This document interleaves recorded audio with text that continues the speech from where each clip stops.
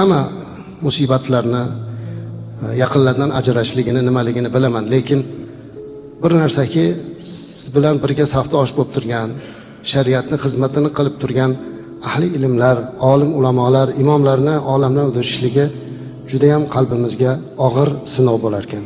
Bir nechta domlalar o'tyapti. Kuni kecha Andijon viloyatida Izboskan tumanida bosh imom bo'lgan yaxshi, xuddi mana shu Robbim qul domladek tabiati muloyim, juda ham taqvolik ulamolarimizdan birlari Salimjon domla olamdan o'tdilar. Men ko'zimda yosh bilan o'tgan domlalarimizni haqqiga duo qilib Allohdan so'rab qoldim. Va shuni barobarida men Arofatda turib ham butun hojilardan iltimos qildimki, hammaga duo so'raysizlar, hammani duo qilasizlar. Ahli ilm imomlarimizni ham duo qilib beringlar. Iltimos, men o'zim 30 yildan beri shuni xizmatidaman.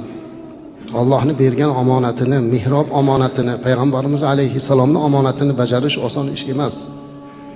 Tashqaridan bilinmaydi, lekin bu juda katta bir omonatni ko'tarib turishlik bor. Erta qiyomatda Alloh taolo Qur'onda aytganidek, har bir inson imomini turgizib qo'yib so'roq savol qilinadi. Mana bu sana imoming shu gapni aytganmi deb har bir aytgan gap uchun so'roq savol qilinadi. Alloh o'zi yengil qilsin. Shuning uchun siz azizlardan ahli ilmlar haqqiga, ulamolar haqqiga duolarida eslab turishlaringizni iltimos qilgan bo'lar edim. Alloh sizlarni duolaringiz bilan bizga madad bersin ilohim. Shijoat bersin ilohim. Taqvo bersin Allohim.